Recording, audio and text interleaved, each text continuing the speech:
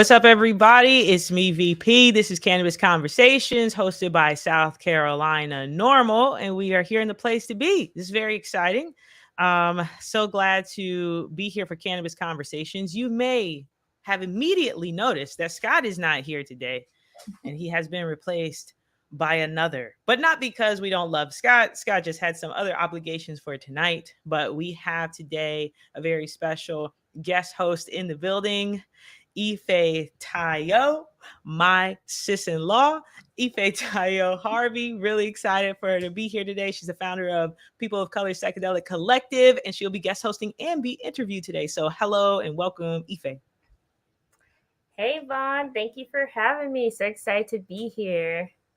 Yeah, we're gonna have a good time. It is going to be awesome. Ife and I have a lot of conversations around um, as she said before we got live, our car conversations that we have had that have been really cool and really fun, where we've talked about drug reform and things of that nature. So I'll get a little bit more into Ife's background as we get closer to her interview. But as I said last week, and I continue to say, Ife is a really big, reason why drug reform became very interesting to me, and that I wanted to do something about it. So very cool. Very glad to have her on here. As Scott would always say, as we start this off, all meetings are an environment of education and awareness and not an open market for the sale, purchase, or distribution of cannabis. We do not encourage or condone illegal behavior of any kind. Disclaimer is all up in the building every single time because, this is a normal thing. We are here at the South Carolina Normal Cannabis Conversations. We're going to, the agenda for today, we're going to talk a little bit about some cannabis headlines. We got some incentivizing being suggested for state level marijuana expungement, and then also going to dip into that Winthrop poll. Winthrop does that annual poll every single year because that's what an annual poll is. And so the 2023 results have come out, and the marijuana info will shock you. Not really. Sarcasm at its best. And then, of course, we'll talk a little bit more about Ife and what Ife does. So as we get into it, and unfortunately tonight, there's no cannabis quiz or trivia questions. Yeah, we usually do trivia questions, Ife. And the sad reality is that only Scott holds the trivia questions. So today, there won't be any trivia questions, and I know that you all really look forward to that. We already got some peeps in the chat. What's up, Kevin Bennett? Hello, Kevin Bennett in the place to be. All right, we got Drew Dash with the big up. Some familiar faces in the chat today. Yeah. Very, very cool. All right, so look, we got the Ife fan club. We're gonna have to have you on every single week. That's just what it is. That's just what time it is. One forward. All right. Well, first up, we're gonna go ahead and jump into the first article that I wanted to share. Let me pop this bad boy up. And once again, this is about incentivizing on state levels. We got a little bit of traction going on. Well, I won't say traction, but just some elements on the Hill about this. Let me go ahead and pop this bad boy up. That's gonna be here and a tab. We know that there's been a lot of talk about expungements, lots of it, especially on that federal level. And so it's really interesting to see that there is some movement. Once again, this is actually something that has been refiled on this on the federal level to encourage states to also follow suit with a lot of what President Biden has going on. There's been a lot of talk about expungements. So as we usually do, I'm going to go ahead and read a little bit of this to our good people, and then we'll just kind of chat about it. Representatives Dave Joyce and Alexandra Ocasio-Cortez have reintroduced a bipartisan bill to encourage state and local governments to expunge marijuana records in their jurisdictions. The lawmakers filed the Harnessing Opportunities by Pursuing Expungement Act on Tuesday, describing it as a necessary and bipartisan reform that would support ongoing clemency efforts. The bill would the bill would incentivize states to provide relief to people with non-violent cannabis convictions through federal grants. The Justice Department would run the state expungement opportunity grant program, which would help cover the administrative cost of identifying and clearing eligible cases. If proposed, it proposes to appropriate $2 million in funding to support the program for each fiscal year starting in 2024 and ending in 2020 or 2033. Specifically, the grants could be used by states to purchase technology used to facilitate expungements at scale, automate the relief process, fund legal clinics to help people get their records cleared, and support innovative partnerships, end quote, to provide mass relief. So, off rip, before even going any further, um, I think that this is a I do like the idea of incentivizing states uh, to do expungements. I like incentivizing states in general, and largely because a lot of times movement isn't made without states saying, "Well, what's in it for me? Like, what is going to help me?" And that's American society, right? Like, that is America in which we live in. The states have a lot of liberties. They have a lot of we or at least we try to have a balance of states having that power for themselves. So incentivizing them, it's not always enough to just think that because something is federally being done that a state is going to follow through. Like, we know that it's not always going to happen. So I like the idea of incentivizing because that's something that it also helps kind of provide no like makes no room for excuse, right? Like, hey, if you do this, we're going to incentivize you to do this. There's funding to help you make this happen. I think it's also a pretty cool idea because there are some states that just don't have the resources to do what needs to be done, or they've been so ransacked by, terrible laws or, not the best infrastructure, especially on certain local levels. And having the infrastructure, at least some kind of money to go towards that relief, that makes a little bit of sense to me. Ife, do you feel, I even almost feel like this is, can be categorized as harm reduction. And we talked a lot about how harm reduction is a very broad stroke, but what are your initial thoughts on that? Yeah, I think that this is a step in the right direction. Being proactive about expungements and acknowledging that, cannabis criminalization is inhumane and counterproductive. I think it's a great step in the right direction, and I agree that Mhm. states do need incentives to kind of move a little bit quicker, and we also need to set the standard on a legal level, but also a cultural level that Right. we need to be righting the wrongs of the past. Mhm. And I Mhm. think that we can even take it a step further and make some sort of reparative measures for people who were Mhm. criminalized Yeah. for drug use, possession. I think that should be the standard going forward in all jurisdictions, whether it be state, local, federal, because it's not right to criminalize people, destroy people's lives over um, drug use. Yeah. And if we're going to start to legalize things and profit off them, then we can't have people locked up in prison for doing the same thing, but just That's 10 right. years ago, right? So we need to right the wrongs and help the people who were harmed by our drug laws become more integrated into society. Yeah, I agree with that too. I really like the repairing elements as well. Like, that is um all of these things are always steps, and that is that is a fact. Like, it's something that doing the expungement and then also making sure that these folks are able to succeed, as best as they can, be given the resources to, like, what if they weren't able to have housing? What if they weren't able to get a job that they wanted to have? Like, what are the next steps for that? I think another cool thing from here is that the legislation is going to require the attorney general to carry out a study on the impacts of cannabis convictions on individuals, as well as the financial costs for states that incarcerate people over nonviolent marijuana offenses. A valid Mhm. data to have. Like, these are questions to absolutely ask in these cases, that says Mhm. how, what what is the impact that we had on the individual? That's exactly what you're talking about. It says, even after the expungement, or just being charged in that way, being arrested for these kinds of things, how did that essentially sometimes destroy someone or hinder somebody's life? We need to know that, and the true cost of that. We got some comments here. First off, we've got Victor saying, Ife, strong arm. Strong arm. Victor. Thanks for being here today, Victor. Josh, what's up? DJ Josh says, why not start with decriminalization? It sounds like putting the cart in front of the horse.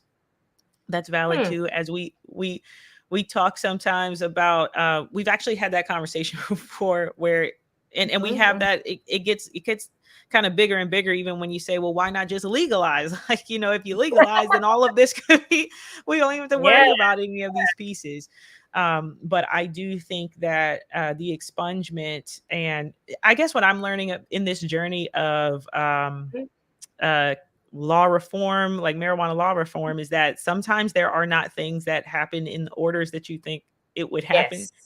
And that I am still very much coming to the reality of that Josh, I totally get where you're coming from. It's like, why not start with this other process first? And it's just so strange how sometimes, when dealing with and trying to gain either the trust of a different side, like, once again, this is bipartisan, right? So that means that there was some kind of middle ground that had to come to. There had to be something, there had to be some give and take. And I always notice that when it is a bipartisan element, because it's just so obvious that, okay, there had to be some give and take here, like the way the legislation kind of shakes out. And that has been what I've noticed. Does that kind of align a little bit? Like, I know you've had a lot of these conversations and seen these things, Ife. What do you think? Yeah, well, I think that Josh's question brings up a good point. It's all about how you write the policy, right? And what you include in the policy. And like you said, this is bipartisan. So some of the things that may be considered more radical, a lot of times get left out of bills for the sake of bipartisanship. So, say, for example, someone could draft a decriminalization bill that has the same thing in it. Right. Would it get as much traction in Congress? I don't know. Probably not, because of what you just said. So yeah, I think this is their way of kind of like sneaking, like almost like a loophole. Yeah. Very good. I think that's a very good observation. And I think that sometimes can be the frustration for a lot of activists, and especially when you're like, hey, the ultimate goal is just so clear, right? Like, it's just so clear, make this where it needs to be, or do what needs to be right. And yet we see that it's not always that simple. Seems like it should be, and yet it's not always. So very good question, Josh. And like I said, extremely valid. For sure. Victor says, I wonder what's the catch, right? Exactly. Well, there's definitely that element of data mining, if you will. You know what I'm saying? They're like, yeah, and do that study too and get those numbers. So that's definitely something to think about as well. But it's a fair question. I guess implementation, sometimes we intend for things to go in a certain way, and then once the bill is passed, we're giving these states money. There's lots of corruption in politics, so states could easily fumble the bag with this. Facts. That is, that you are speaking the truth with that one, because we know, just like how they've identified that a lot of these arrests happen at the local level anyway. So that lets you know already what type of time local, like municipalities, and what type of time they are on at that state level, that local level. So it is something that it has to be watched very closely, because in the great state of South Carolina, we have plenty of scandals of people taking money for grants, like all this other kind of stuff, and not doing what they're supposed to do for it. This is a real thing. And so that in itself could be the catch, Victor, is that, having that keen eye on what's going on, which I think is another reason why advocacy groups, it's very important for them to exist, because Someone's got to be holding people accountable, and you'd be surprised how much like governments have been able to get away with things just because nobody was paying attention. It's like we can't let them can't let the boy be on autopilot. You can't do it. Yeah. Got to keep our foot on their necks. Yeah, for fact. Drew Dash hit him with the facts for a fact. Victor, so there would be a need to be explicit in this bill and tie this in with reentry. I need to dig into this bill for a fact. Yes, got to dig into this and see what's going on. It was one to bring to the surface today for sure. All facts from Drew Dash. Look how happy Drew Dash looks in his picture. I know. Agreed. There's some other little nuggets in here as well. Let's see. Cortez saying, we continue to advocate for the decriminalization and legalization of marijuana.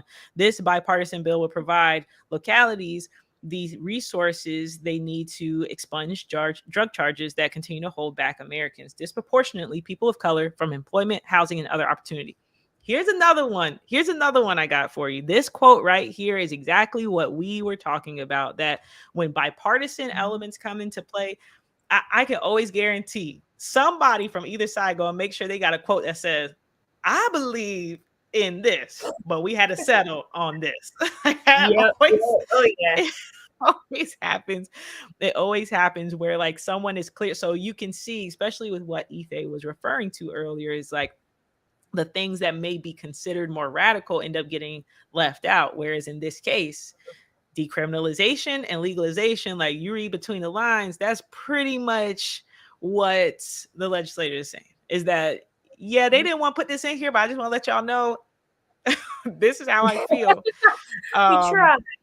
We tried. Exactly. Like this is that professional way of saying we tried, but we couldn't get it this go around. So we'll see how far this goes. And I am interested to see like what the traction will be like, because you said something interesting too, where you're like, would it have gotten more traction in Congress? We don't know. And I think that's another piece of like the strategies that have to be crafted when you are in those kind of positions, based off of what the leadership is, what's going on, what the times are telling you, all of that kind of stuff. So very interesting things going on out there in the DC world. We even had somebody from the political director of Normal. Let me go ahead and give them a little moment right here.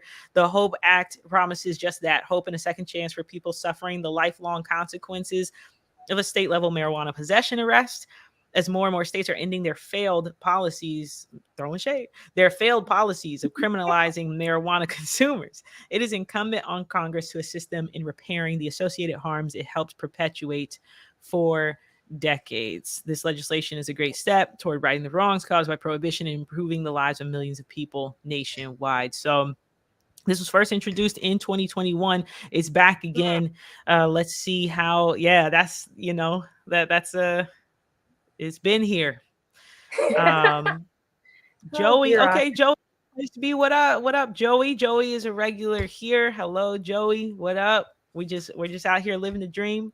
Happy 420 Eve. Yes, we got a lot of exciting things going on for 420 tomorrow. So we'll definitely get into that. But yeah, so first cannabis headline here. I want to make sure you guys know what's going on. Make sure that you dig into that, and we'll also, as you see, Normal's got its eye on it, and we'll see what's happening with it. All right, cool. So before I go on to the next, let me go ahead and take a small little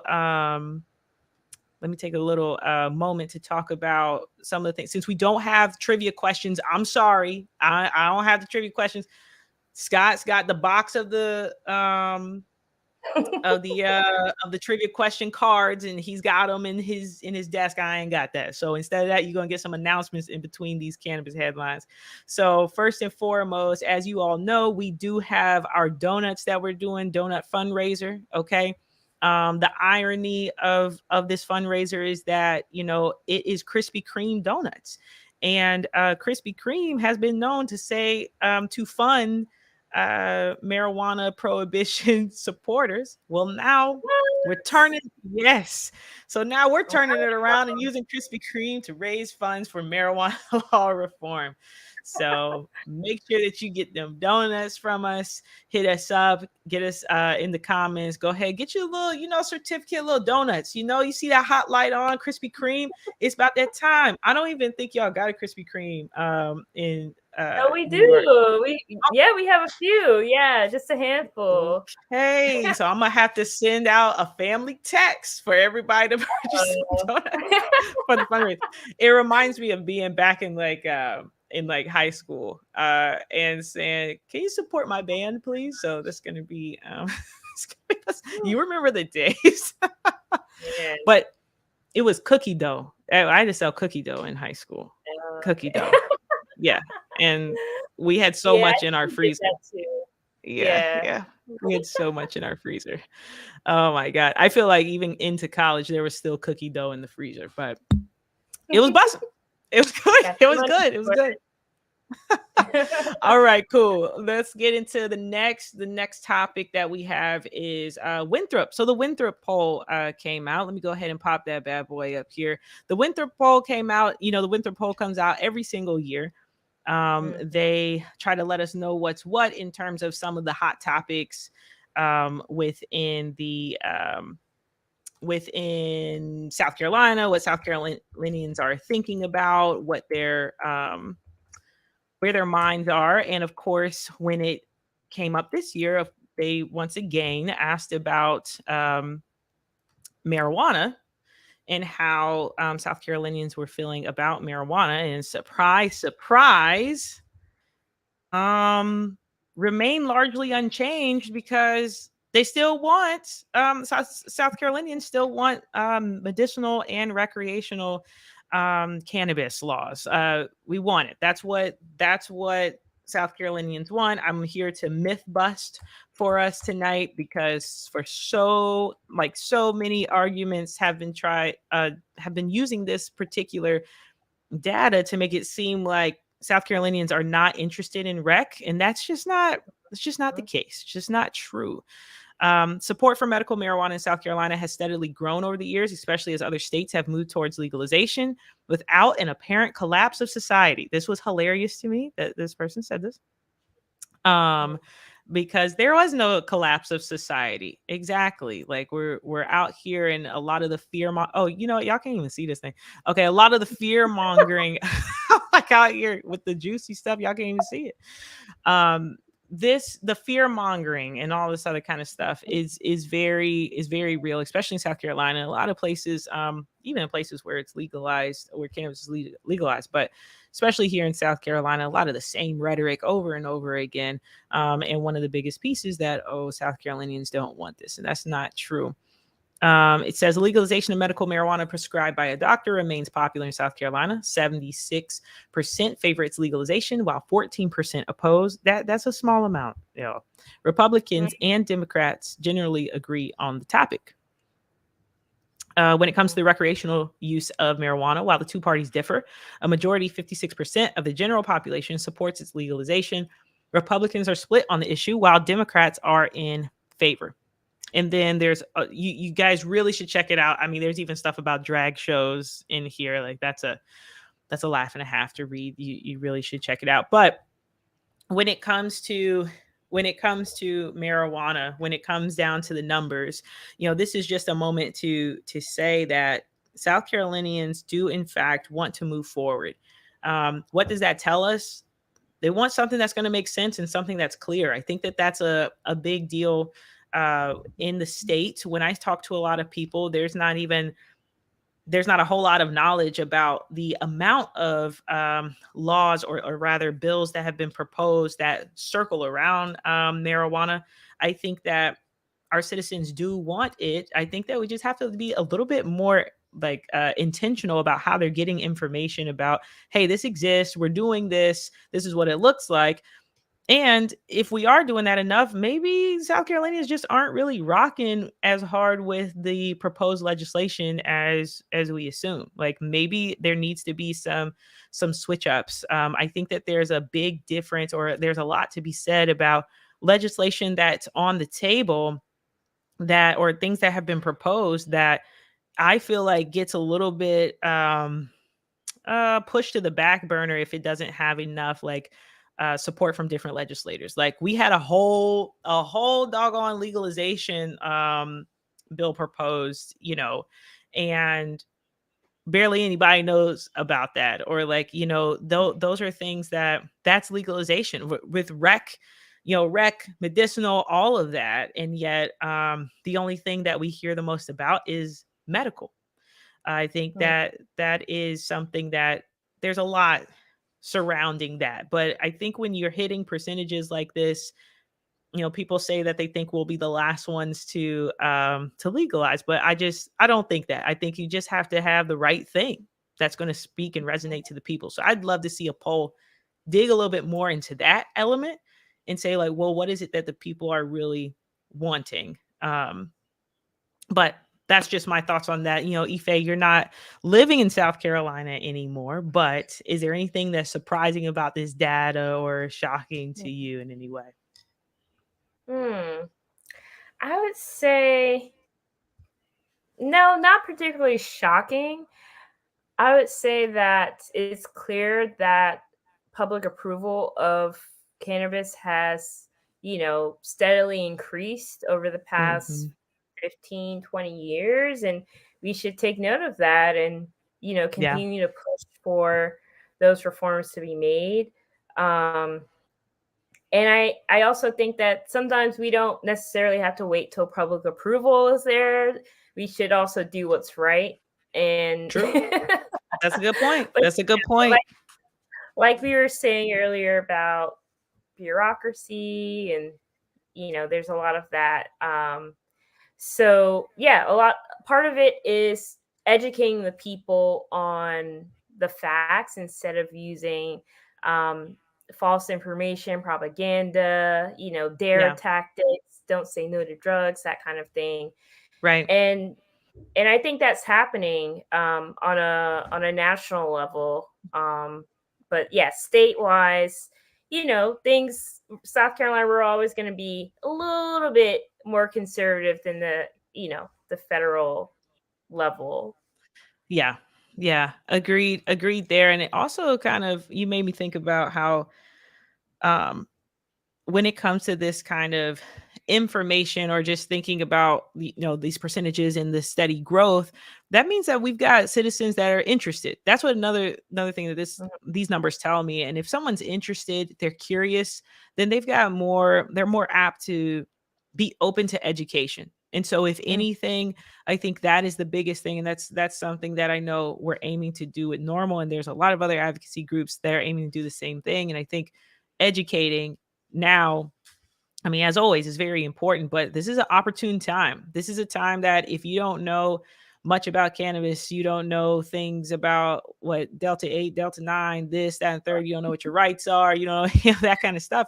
Ask the questions, because clearly with this kind of percentage, there's more people, rocking with marijuana than not. Now, is that mhm, new news to us? I think that everybody, like, there's always that kind of understanding of, I think, especially the presence of marijuana in our culture. But especially in South Carolina, there's a whole lot of, and I'm sure across the nation, but in South Carolina, what we run into a lot is, I don't want to lose my job, or I don't want to say too mhm, much about it because I don't know what kind of repercussions I might have. And so with this interest, though, I think we're in a really good position to start, aggressively educating people mhm, about what their options are. So, like, hey, if you want legalization, you want medical, you want this, you want that, like, we can make that happen. Like, we can make that happen. So that is just an interesting little nugget for you guys. The Winthrop poll, always a great one. Read through it also, just in its entirety. You'll learn some things about South Carolina, and probably just be reacquainted with things you already knew and very much could have guessed about South Carolina. So gotta love it, the Palmetto State. All right, cool. All right, now that we've got that element going, got you guys all newsed up, got you with the, with the latest and the greatest. Now it's time to hit you with that information from Ife. Ife. I am so hyped about this interview. Always Oh, having good conversations with Ife. Let me go over to the comments real quick. Victor got that look like a little smoke, a little puff. Okay. I know what's going on. weird. Y'all got your oh no, you meant koozie. Got you. Yeah. Okay. You got your koozie. Okay, Kevin Bennett. That's good news. Kevin Bennett just, Kevin Bennett really repping marijuana tonight with that profile picture. We appreciate you for that. That's good news about the SC poll census. Yeah, absolutely. And then of course, up and up levels to this thing. All right. Mhm. Thank you so much for that, KB. All right. So, Ife, you are here today because we are, feel like I'm about to wrap. You're here today because we're going to talk a little bit about your experience. Mhm. Man, there's a lot that can be said about what Ife has done and the things that she continues to do.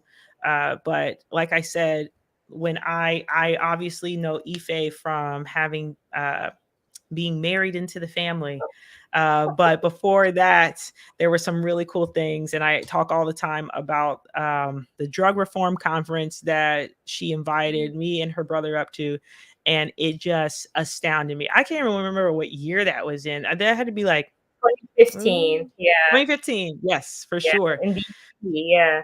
Mm-hmm. Yeah, 2015, and it really changed. It was a pivotal moment for me. It was an eye opener, like just hearing so many different stories about, and not even just about, marijuana and the impacts that the laws on marijuana have had on people, but all drugs, all drugs, and how we our relationship with drugs in this country, and how we've utilized it so much to demonize people, to restrict them. It was an amazing time. And so ever since then, I was like, okay, I got to learn a little bit. I got to re-educate myself on what's going on, because there's more in the world than the DARE program, which I won an essay in, by the way, when I was in school. If they can see me now.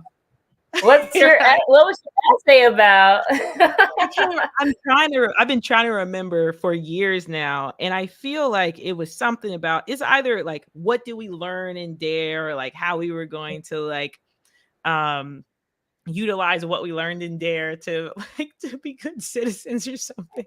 And I won out of the whole school, won a bike. Like, What? yeah, I'm looking for the certificate so I can hang it up in the shop and be like, child DARE, here I am, buddy. But yeah, so very much so. I really attribute a lot of that pivot to my husband, Emeka, and also to Ife. So I really appreciate you being here tonight. So anyway, jumping into it, get to the business.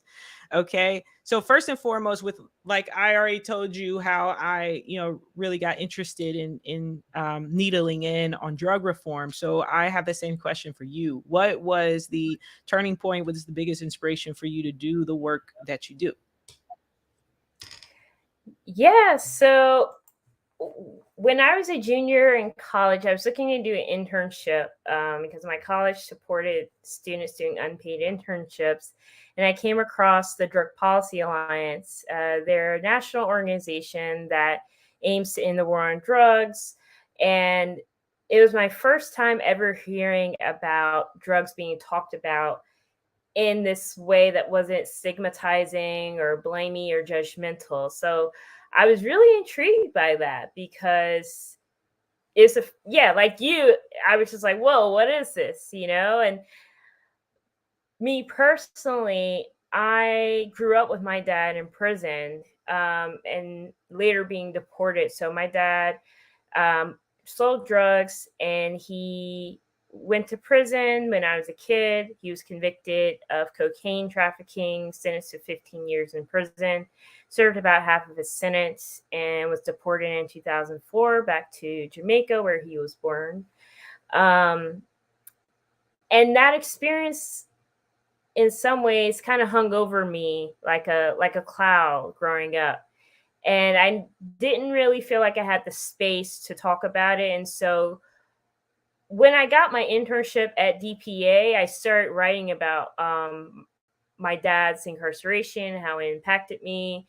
I wrote an op-ed for the Huffington Post and Alternet and the Post and Courier called Children of Incarcerated Parents Bear the Weight of the War on Drugs. And that was my first time publicly speaking about my dad's incarceration. Growing up, I didn't really talk about it to friends. I think, I would just lie or say other things. But it wasn't something that I was open about growing up, really. And when I got to college, I felt like I could finally acknowledge how that impacted me.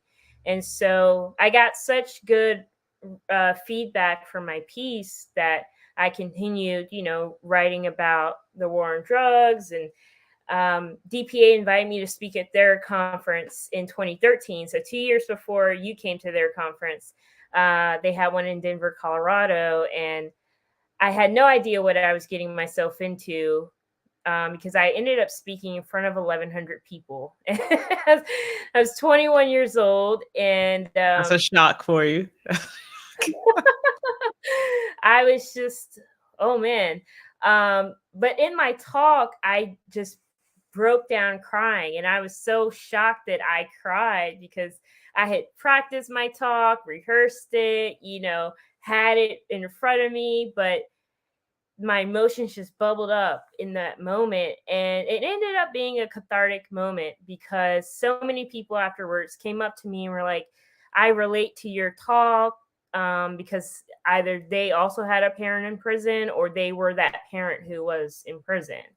And it made me realize how important this particular issue is.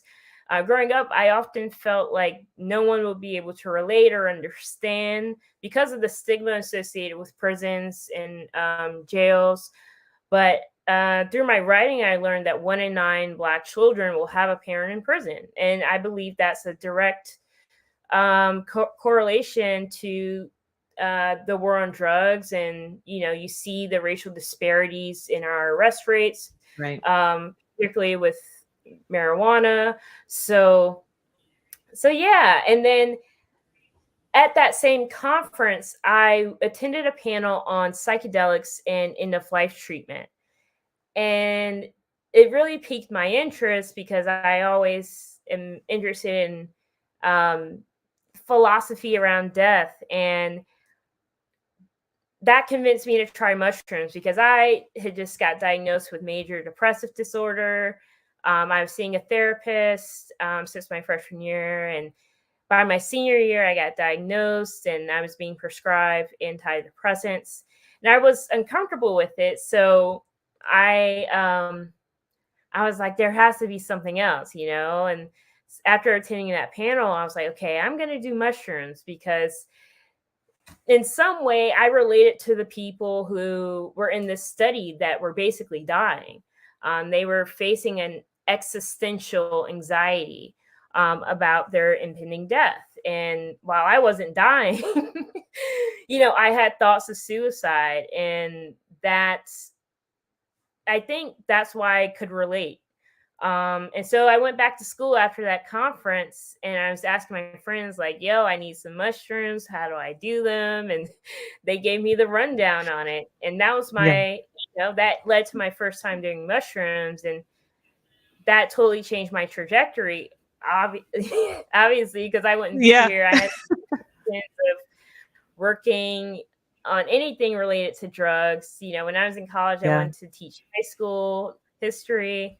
But I think I made the right decision. So that, put me on a different course and led to me founding my organization, the People of Color Psychedelic Collective.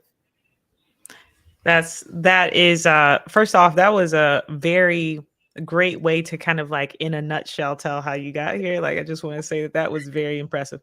Also so many things in there. There's just so many things. I love how you started in this space of being in the space of also re-educating yourself, also Mhm. being open to, being curious, and letting your mind be open to that there's other possibilities. And I really love how you've talked about that cathartic moment, because um, I've actually surprisingly been on this topic a lot about death, grief, the Mhm. impacts of that, and how people may like grieve differently, or what does that look like.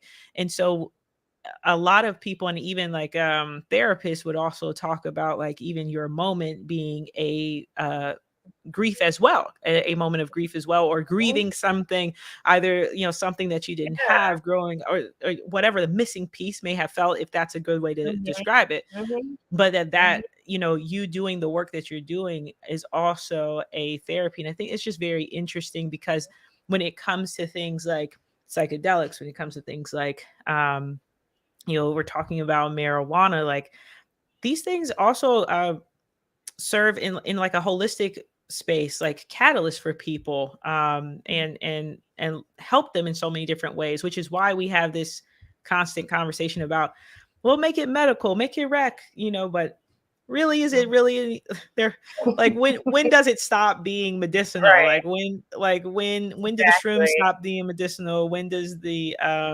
same bud that you got from the doctor versus what you got from the dispensary, when did that stop becoming medicinal? And I think that's Right. just the power of the plant, in so many different ways. So Mhm. with that inspiration, which again, thank you for sharing. In your experience, like, once again, you have your own psychedelic collective, and before that, working with DPA. And I remember Mhm. a lot of conversations that you would have around marijuana law reform. So, in your experience with marijuana law reform, what have you seen as the biggest barrier to overcome in marijuana prohibited? Nope. Prohibition states. we Mhm. have we have full-time jobs. I say this every week. We have full-time jobs, and it is the end of the day. So yes, Yeah. in prohibition, like states that are still in prohibition, what do you feel like are the biggest barriers to get over? Well, I think you kind of pointed to one of them earlier, that whole binary between the medical and the recreational. I know Mhm. we talked about this before in our personal conversations, but the approach of pursuing medical marijuana first and then recreational coming later is an approach that, came from the early marijuana reform activists, right? Back Mhm. when on the Hill, cannabis wasn't taken seriously. It was seen as a fringe issue, kind of seen out there. So they had to make it respectable, right? And getting the approval of doctors, or the endorsement rather, getting children who have severe epilepsy to show Mhm. that, smoking weed helps them, or getting veterans to be your spokespeople and say like, oh, like cannabis helps with my PTSD. That was a specific strategy that served that period 10, 15 years ago. But now I still see it happening. Like you said, in South Carolina, Mhm. there are groups that prioritize medical over recreational. Um, so I see that as a barrier, in a lot of the what you call red states, Mhm. um, because they're up against so much, right? And a lot of that's the propaganda, the misinformation about Mhm. weed, and so they have to rely on that respectability of medical marijuana, right? Doctors have a lot Yeah. of power, and they're respected by most groups, and so it seems more legitimate if it's endorsed by the medical community.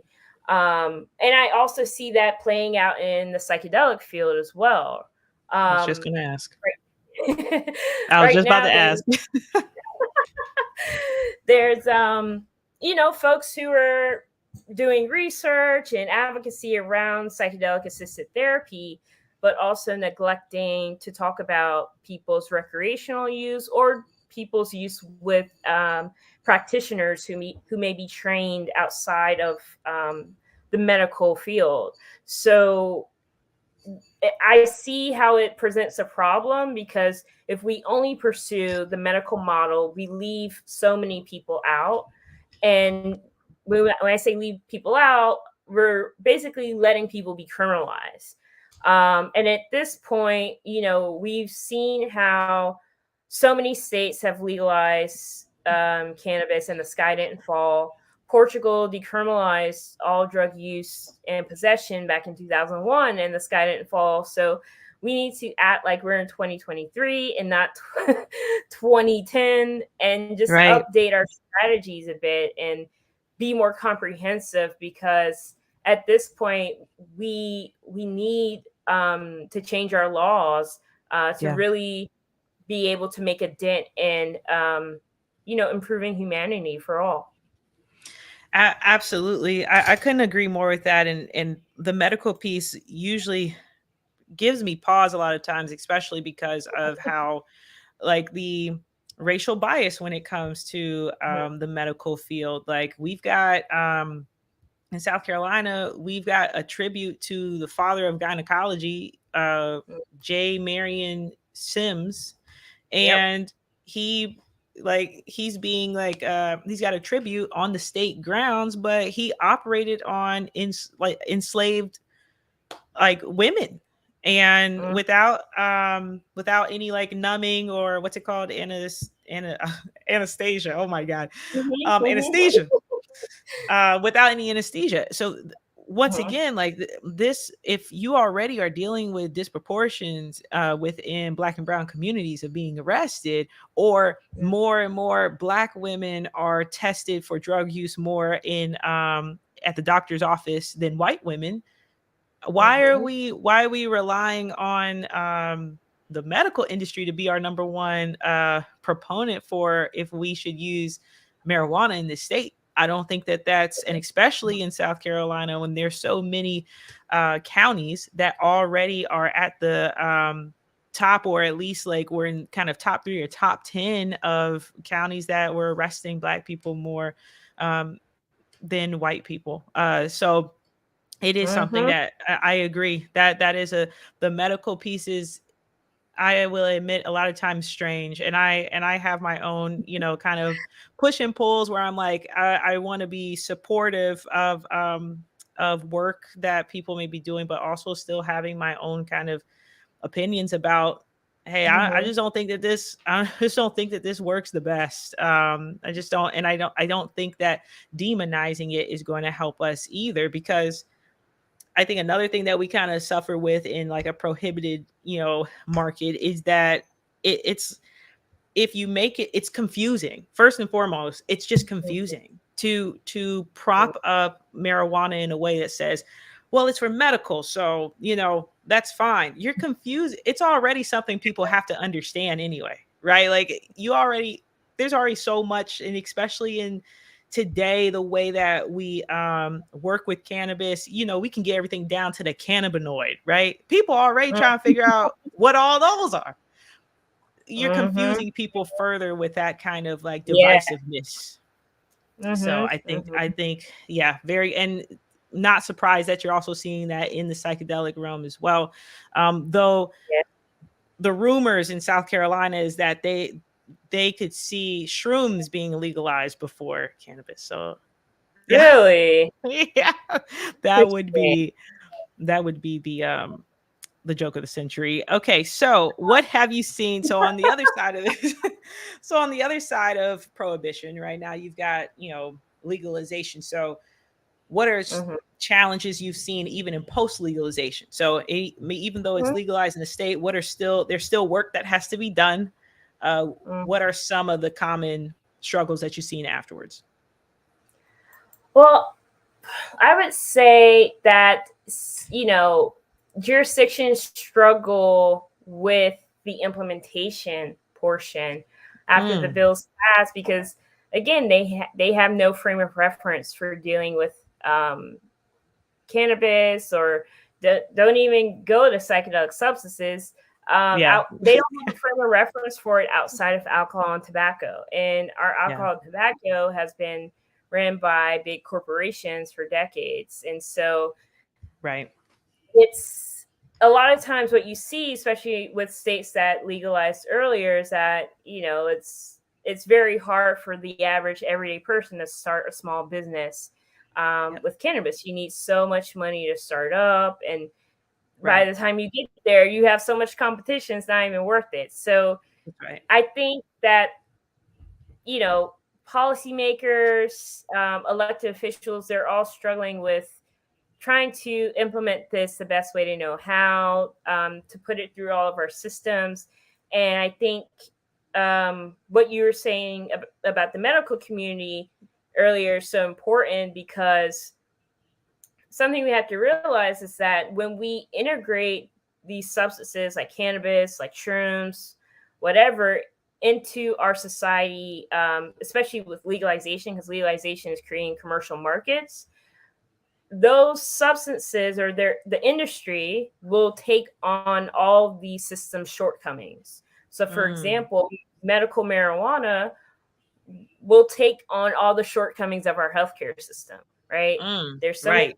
Right. bureaucracy, it's very expensive, insurance Right. companies aren't great, right? Yeah. So Yeah. that's what we're putting these substances into. And I think Yeah. that a lot of people aren't really thinking about that. They're more just like, oh, okay, well, we just need to legalize it anyway, That's or we right. need to delegalize it anyway. But it's like, no, we need to be thinking clearly and learning from the past. You Mm-hmm. know, like I said, early cannabis states. Now we're seeing more equity components being written into bills. Like, for Mm-hmm. example, um, in New York, there's been a lot of messaging towards, communities of color about getting involved in the industry. Right. Um, and along with that, there's other things that may not seem to be about equity, but are. For example, in New York, you can smoke cannabis anywhere you can smoke a cigarette. And that may seem like, yeah, duh, totally. But in some states, they didn't have that They written don't in do their that. Yeah. bills. So it's still illegal to smoke cannabis in public and can still be fined for it. So again, that Yep. perpetual, who do fines harm the most? Poor people. Yeah. So Very so good we have point. to yeah, we have to really think clearly about how can we make this radical, um accessible to the average person.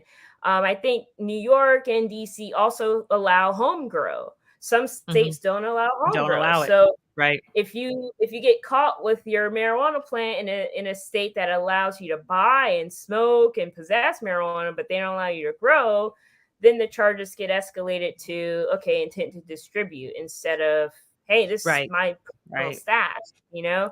Right. So those are the things that we need to be looking out for when it comes to voting on, certain bills, or talking to our, electeds about them. And in some states, corporations do have more of the upper hand, and we need to recognize that, by organizing our communities, we can also put pressure on our electeds. We can also lobby, et cetera, bring attention to these issues. Yeah. And beautifully stated, especially what a excellent point to bring up about the industry taking on the shortcomings of our Mhm. healthcare, because there are places where marijuana is legalized, and yet your insurance better not find out that you're smoking, because you're getting dropped. Like, you're getting dropped, and it doesn't matter if you're in a legalized state. It doesn't matter about any of that. Even down to the point of, like, some people still can't even take CBD. Like, so this is something that is, it's a real thing. And another great point, wow, just about the big corporations, right? So big corporations, tobacco, alcohol, just like you said. And so marijuana, they're trying to do that same thing with marijuana. We see it. It's so Mhm, obvious. Like, it's so mhm. obvious the way they put the price point, the way Yep. that you've got corporations influencing legislation.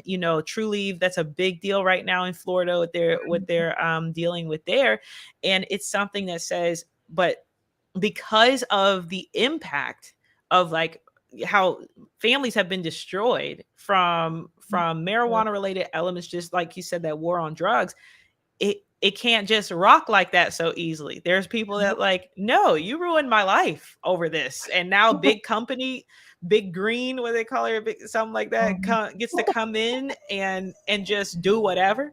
Like that doesn't happen. Like you've destroyed way too many like citizens' lives to just be able to come in and bulldoze over and do whatever. So I think it's so interesting seeing it. I really like the equity pieces that are being put into play. And yes, how I feel about South Carolina is that, look at how many examples we have to pull from. Like, let's just make the ultimate blueprint. If there's so many like states that have legalized, like instead of thinking, oh, we'll never do this, how about we think about, we could really have the best legislation possible. Let's take a look at the shortcomings of this, of that, of this. Like I think that is important. And it's not enough just to say, well, let's just get something across the finish line. Clearly that's not enough for the citizens because it's just not as convincing. So excellent point there. And those are things, the work is not done just because legalization is obtained. Might be more work, to be honest with you, because maintenance, we have to still maintain, like you still have to maintain. Very cool. All right, we're at 7:56, which is okay. We already have had a lot of information here, which is super cool. I'm trying to think if there's one of these questions that I definitely want to make sure I get into. We've kind of talked a lot about this though, like especially harm reduction. Definitely want to hear this from you. Is there a segment of drug reform that you feel like is not being talked about the most? Like, is there something that is being overlooked? What's your thoughts? I'm gonna let you with that closing thought. Oh man. Is there a part of drug policy reform that's not being talked about enough? I would say, I'll say this. A lot of the drug policy reform movement owes itself to drug users, particularly what we might call hard drug users. I don't like to use that language, but people who, were using things like heroin and meth, back in the 70s and 80s. The Black Panthers even started organizing around this, doing acupuncture in the South Bronx for drug users. But a lot of drug users are the reason why I'm here today. So I say that because a lot of times people like to put down other classes of drugs or think that their particular drug is better than other drugs. And and on top of that, if you look at the history of our drug laws going back to the early 1900s, you'll see that the earliest drug laws were made in response to different racial groups using those drugs more in numbers. So it was never about the drugs themselves. It was always about a way to control and criminalize people. I think the user being overlooked or being demonized is definitely an element that is not helpful. It's not helpful, especially from like a humanity approach, especially when talking about drugs. That's a very good point. Once again, I think that I think I see that a lot too, even in terms of, I think a watered down version of that, maybe not watered down, but when people they've got ideas about what someone smoking marijuana, what they should look like. Like, oh, well, it's not, we're not going to listen to this person because they've got, they wear marijuana leaves on their shirts. But I'll listen to this person over here because, they're buttoned up and, they microdose.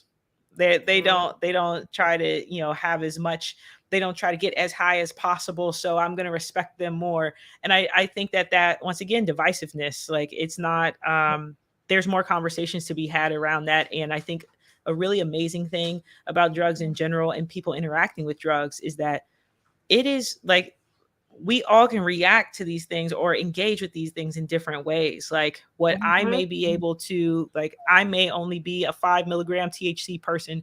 You might be a 250 milligram, THC person. And yet that's how different this experience can be. And it's just so custom fit. And so I think a lot of times our society wants to put a big blanket over things and say, no, this is how it should be for everybody. And cannabis, drugs in general just don't operate like that. And drugs have been a part of our society forever and a day, forever. Like, yeah. We have, and I'll say this how I'm blue in the face, we have drug stores on every corner. That's what CVS, Walgreens, these are drug stores. Used to sell heroin and coke back in the day. So there you go. Like these are drugs are all around us. Yes. And so that it's a lot of like just a lot of mental training, if you will, or just washing of the brain of how we should view them. So this has been really awesome, Ife. Really appreciate everything that you've been doing, what you continue to do. Make sure that you all check out Ife. People of Color Psychedelic Collective is very much on the move. She's got a whole team that also is on the move with her. So I just really appreciate you stopping by and letting me talk to you. Thank you. Thank you so much for having me, Vaughn. Really enjoyed chatting. Gotta do this again. Yeah, for sure. Oh, for sure. Well, I appreciate it. And thanks so much, everybody in the comments. Thanks for everyone who's been listening. As always, this is Cannabis Conversations. Tomorrow is 420. I will be out there at Low Tide Brewing from 5 p.m. to 9 p.m. Whoa, watch out. Okay. I'm going to be out there with DJ 45 from the Dance Doctors and a couple of other board members as well. And then also the Not Burger Pub. Also, we got a couple of board members that are going to be out there. So make sure that you come dine with us, because some of those proceeds gonna go to the organization, and we need those funds so that we can continue to do the things that we want to do for you all. We got a big year planned, and so we're always very appreciative of any support or any contributions that you may have. And largely, yes, it's we've got fundraisers and things going on 420, but truly the education piece is the most important piece. Come out if you've got questions about where we are in terms of laws. How can you be involved? How can what are the next steps that we can take? Or if you just want to chop it up and just have your own little cannabis conversation, come and check us out. Like I said, at the Not Pub and Burger Pub in Somerville, and then I'll be on John's Island. Get there early before that traffic. Low Tide Brewing. Make sure that you come and check me out 5 p.m. to 9 p.m. Remember about them donuts. Okay, link in the description. Go ahead and buy you a little box. Ain't nothing a little 15. Y'all got 15 for them donuts. Y'all got 15 for a little efforts for marijuana law reform. Get them with the hot light on. So appreciate y'all so much. Make sure that you like, subscribe, share once or twice. Ife, you got anything else for the people? You can visit us on www.pocpc.org. Yes, check them out. Y'all got newsletter and things of that nature. I saw that on there, right? Bim, yes, get on the newsletter. Follow social media. Yes. If you can get the coupon newsletters, you can get the newsletters about this right here. I know y'all's inbox looking crazy out there because I know mine is. Thebelts.com, let it go. Refresh your inbox with some knowledge that you can use. Okay. We appreciate y'all so much. Thanks for watching. And we are out. Cannabis Conversations. Peace out. Oh, wait, no, that not yet. Real quick. Thank you so much to all the people. I'm so sorry I waited to the end to do this.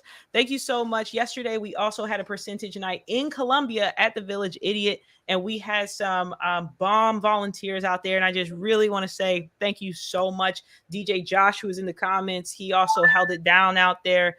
My cousin, shout out to the Cuzzo in Columbia, holding it down at percentage night. Really appreciate it. And we had one more volunteer out there, and I have forgotten your name, and I will make sure I shout you out at another time, but I appreciate it so much. We can't do that without y'all.